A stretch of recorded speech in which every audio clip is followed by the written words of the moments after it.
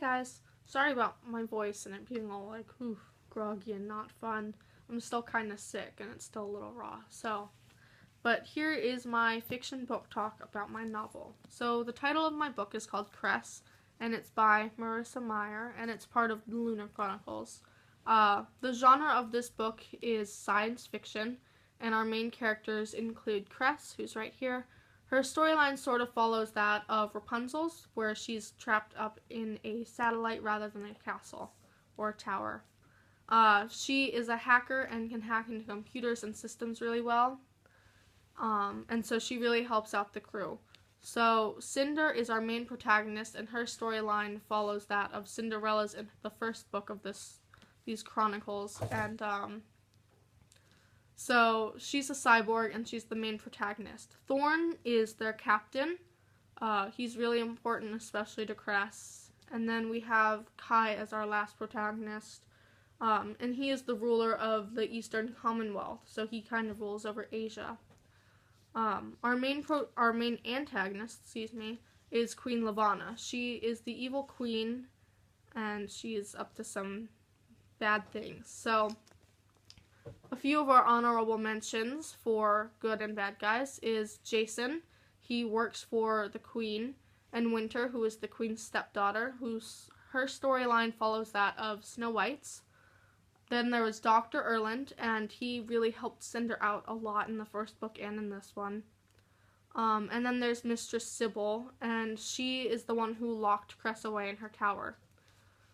Eco is one of Scarlet's close friends. She's her android. And Scarlet and Wolf both follow the storyline of Little Red Riding Hood. So it's Little Red Riding Hood and her wolf.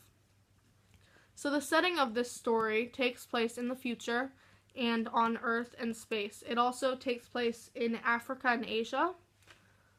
So the rising action is saving Cress from her tower or from her satellite, and planning on what they're going to do to help save the world. So the conflict theme of this is man versus society, because Cress and Cinder and their group are kind of defying the rules of society that they've set for them, and because Cinder is a cyborg, she already doesn't get that same judgment. She's already kind of not liked. So she's already discriminated against. Our climax of the story is when they steal Prince Kai, and they're stopping the wedding between Prince Kai and Queen Lavanna because the marriage could potentially ruin the world in a way, so Cress and them are trying to stop that from happening. So the following action would conclude Kai no longer being upset with Cinder after hearing her side of why they, kidnapped him. So the resolution of the story is a cliffhanger, so that you can wait for the next one, which is about Winter. And the theme would be if you want to work with a team and you want to have friends that are really close, you have to be trustworthy and loyal with them, or else it's not going to go as smoothly as you want. I would definitely recommend this book because I think that there was never a dull moment and that it was really entertaining. And even if you didn't like some of the things, there was always something that everyone would like a little bit. And the quote I have for this story, or from this story I should say, is, maybe there isn't such a thing as fate. Maybe it's just the opportunity we're given and what we are to do with them.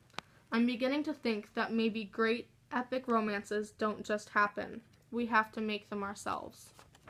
So that's the end of my book talk, and I really hope you guys enjoyed it.